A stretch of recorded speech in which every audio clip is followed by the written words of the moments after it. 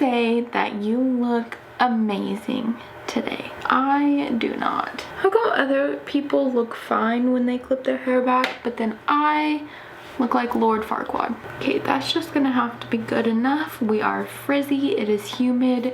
Anyways, hello.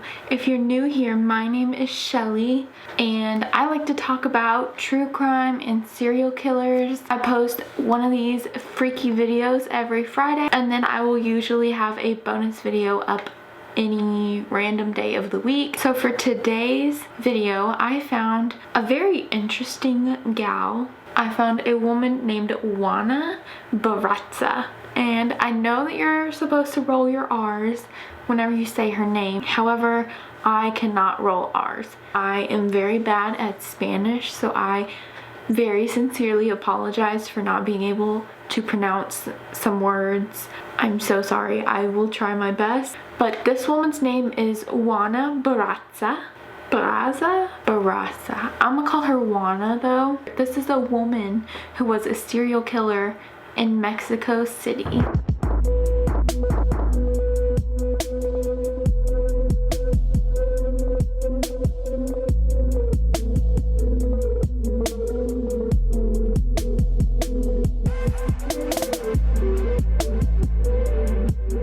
As usual, everything that I use will be linked down below. And yeah, let's get started.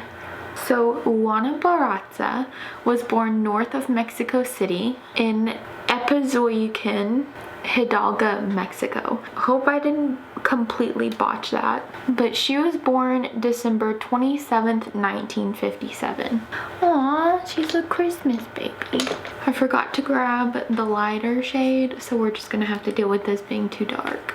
Now, JUANA did not have a great childhood. There isn't too much about her parents, but we do know that her mother and father were both alcoholics and they were not good at all. Like, their alcoholism was so bad that at one point her mother sold her for 3 beers to a man. Yeah, we're starting off great. Just instant trauma. And that was when she was 12 years old.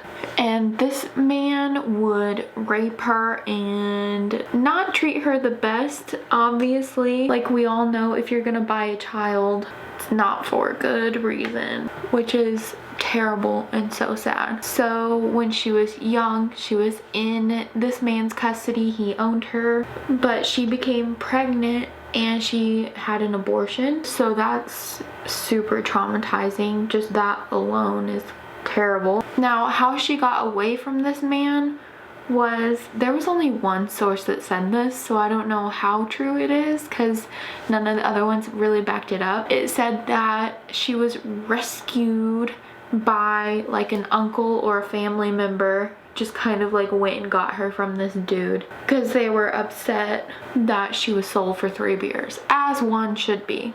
So there's not really much about her life. She did not really talk about her personal life really at all. She has a son. He died during a mugging and he was actually beaten in front of her, and he unfortunately ended up dying. And she also had 2 other sons and a daughter. After she was arrested for a while, she did not talk about her kids. She did not talk about her life at all. She did not want anything bad to come to them. She did not want to be known as a bad mother, if anything. She even said, I don't care what any of you people think about me, I just don't want to be a bad mother. Like, all that matters was what her children thought of her. She did get married to a man named Miguel, and that didn't last very long though. They were only married for like 2 years. This woman was a pro wrestler, and I think that is so cool. Like, you go girl. I am all for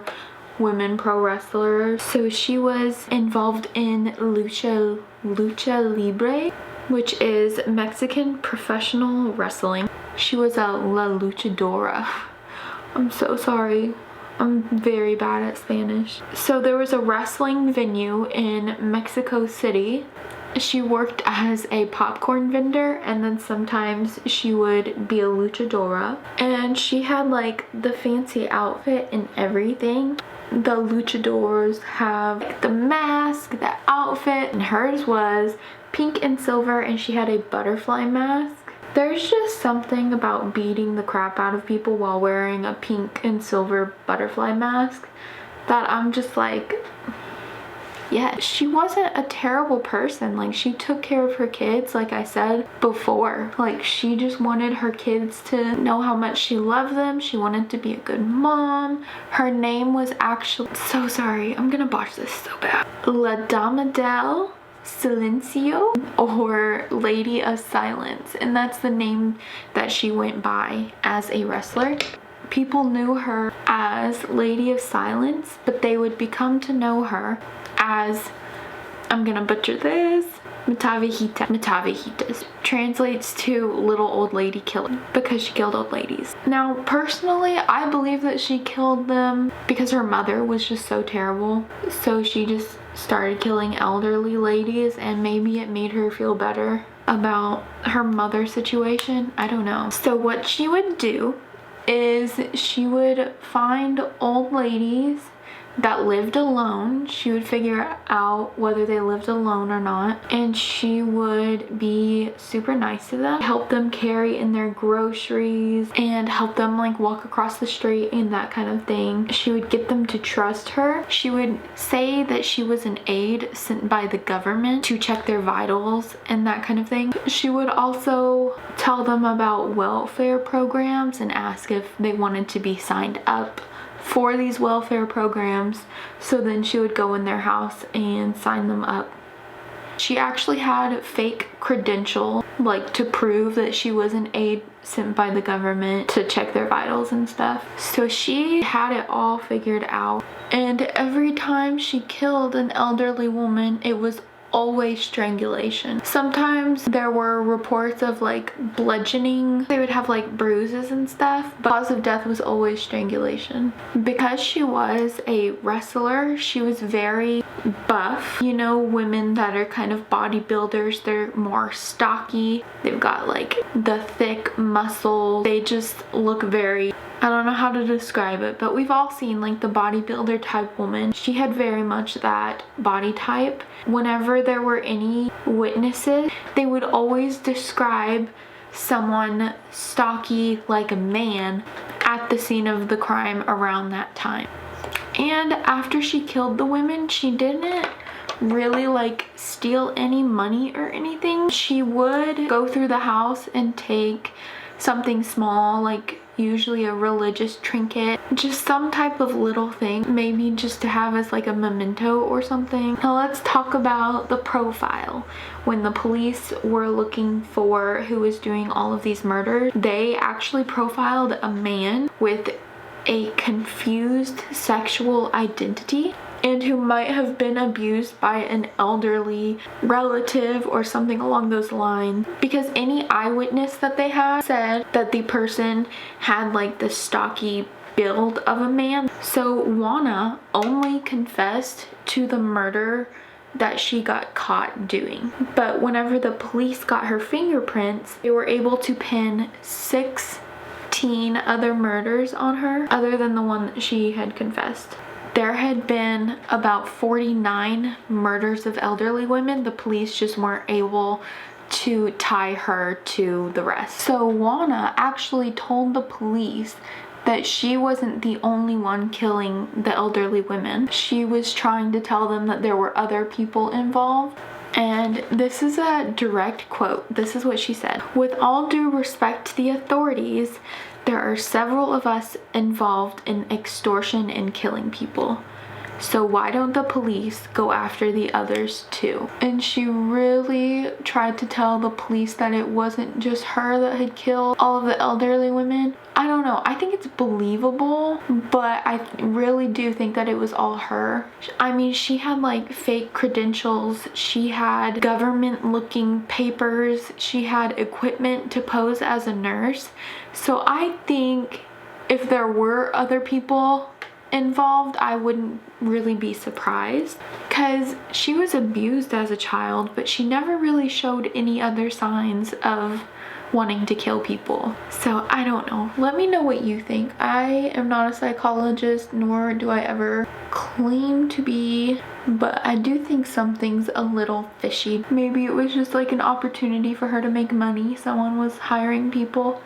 I don't know. So in the end, Juana was charged with 16 murders and speculated up to 49 murders. On March 31st of 2006, she was found guilty and convicted and sentenced to 759 years in prison. I don't think I mentioned this. This was actually the first like official serial killer investigation thing in Mexico. So I thought that was pretty interesting. She definitely isn't like the very first serial killer to happen in Mexico, but she was the first like investigated and convicted and serial killer story, I believe. And oh my gosh, you guys, get this. Her job in prison, because you know every prisoner is assigned a certain job, but currently her job is to make sure that all of the elderly women get in their daily steps. Did you hear me? Did you hear that? What? She is literally in prison for murdering only elderly women, and her job is now to take those elderly women on their daily walks and make sure that they get it in. What? Why would you kill them and then be kind of taking care of them in prison? I don't know. And whenever the press would try and talk to her, she would always not talk very much. She never talked about her personal life. She was always trying to protect her kids, and she also had grandkids come and visit her, and whenever they're there, of course, she's like this happy person, and she's never really like mean to anyone, which is why I'm so confused, because she's not really mean. She's never really acted out that much. She was abused, which is kind of typical in most serial killer cases.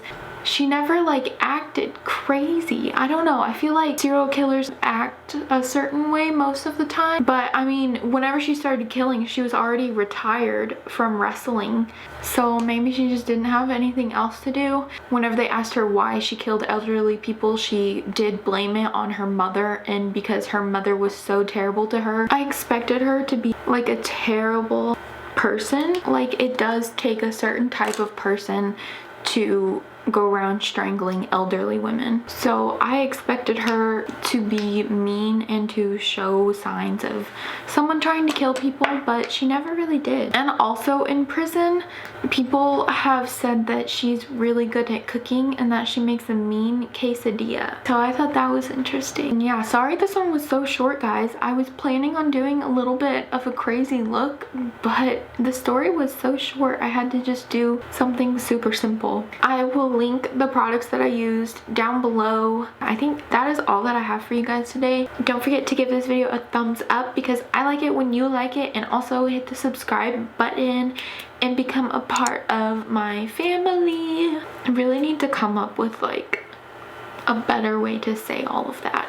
Also, follow me on all my social medias. It is just Shellie G MUA on everything except for Snapchat. You can follow me on Instagram and TikTok and Twitter at Shellie G MUA. And yeah, I think that is all that I have for you. Thanks for hanging out with me, and God bless. Love you. Bye.